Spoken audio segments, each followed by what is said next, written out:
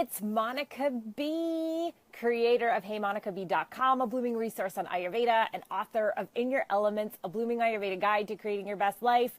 I wanted to address something that has come up a lot in the past couple weeks. Some of you know I am doing coaching again. So I'm doing Ayurveda coaching, and I have a stellar group of students right now. And the topic has come up over and over and over, and even in the emails and notes that I get from you and see from you on social media is such confusion around food. And I just kind of wanted to talk about not overthinking our food.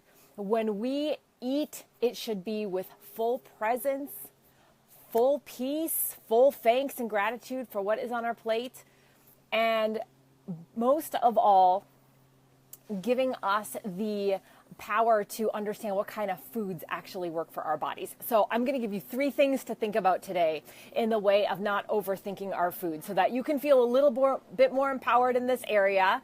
I know that a lot of you get confused. Should I be eating this? What's good for me? You know, we go around online, we go looking for online articles, we go looking for online videos, we try and make all the cool recipes that people are making. And sometimes our digestion ends up feeling funky about that. And sometimes our minds end up feeling funky about that too, because we're like, what the heck? I don't even really know what I should be eating for me. So I'm going to give you 3 things today. The first thing is so simple. You're going to be like, duh. But it really is, eat what works for you. Write down, grab a piece of paper and a pen if you have it handy, or just think in your mind, what foods do you feel really good when you're eating? And by really good, I mean you feel energized, you feel present, you feel focused, you feel full and nourished, satisfied with that food, and digestion works properly. Okay, so like think about what the foods are that already work for you. Go ahead and write those down. You might feel like, hey, like a nice bowl of pasta with side of veg really feels good to me. You might feel like I actually need some meat, but I'm afraid to eat meat because somebody said I shouldn't have that, da-da-da-da-da. Don't think about the external things that are coming in to tell you what you should and shouldn't eat. I want you to think solely about your own body and the own way that you feel in these foods and you digest these foods. Because I know that you have certain foods that you're like, heck yeah, every time I eat this, I feel amazing. Or when I eat in this way, I feel amazing. But for some reason, I don't do that all the time, right? So that is one. Eat what works for you.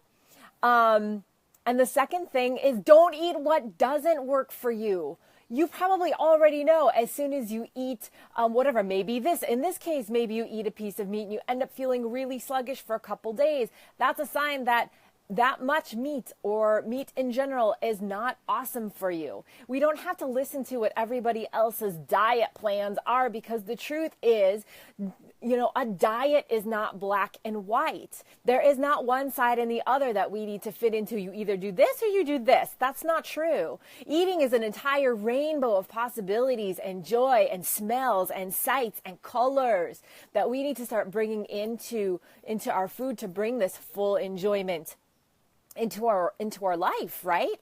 And so when we're talking about like not eating, like don't eat what doesn't serve you, we already know what doesn't really feel good in our bodies. I'll tell you what, I broke up with broccoli a long time ago. I don't like it. It doesn't like me. I also have to be careful with like black beans, even though I'm living in like burrito heaven out in California. Everybody loves this stuff. It doesn't do so good for me, and I know that.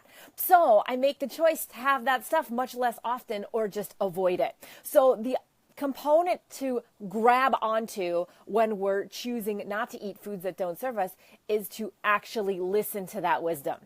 Don't have it.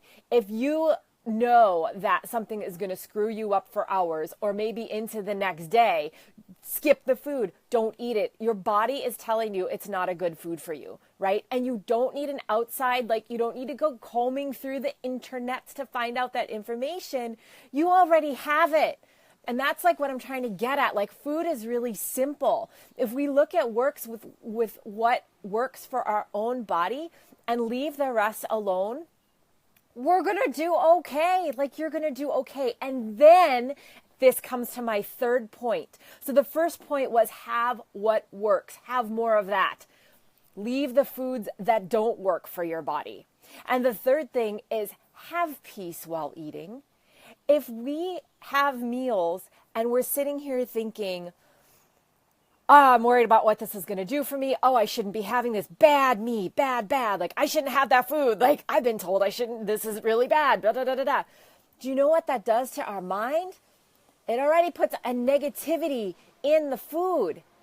And we don't need that. Like, we should be putting positivity in our food because that food is still energy.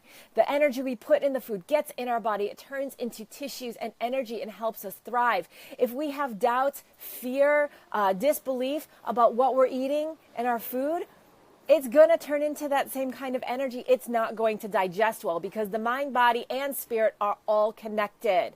Okay? So let's start to bring some of these very simple practices into what we're doing every day with our food. You guys, food is so simple. You just need to listen to what your body is calling for and then honor that. You know, if you do really good with fruit, awesome. Have it, especially when it's in season, right? Go for the foods in the season. If you feel like, oh, fruit does not serve me, I don't feel good with fruit, don't have as much. You're probably more of the veggie person. And even on the topic of meat, some people need some meat. Some people don't do well at all with meat. There is no black and white, like I said. It is an entire spectrum of food, lovely foods that we get from nature. And there's an entire spectrum of dosha combinations of different types of people that we're built of, different combinations of these 5 elements in Ayurveda, which is space, air, fire, water, earth. We're made of all 5 of those, but in different combinations. So is the food. The food's made of those 5 things in different combinations too. So there's a myriad of possibility, and it's all lovely and wonderful. So if you're hung up on something that doesn't work for you, it's okay. Just skip the thing. You don't have to eat it just because it works for somebody else. You follow? You get it? All right. So overall, don't overthink your foods. This is a beautiful thing. Have what works, leave what doesn't, and have peace while eating. Like, thank you for this food. Thank you for this awesome food. I mean, I was even at a barbecue a few weeks ago and they were putting some stuff on the grill, and I don't usually eat meat, but I had one because, you know what? I was like, with these people, I need to eat food. And so fine.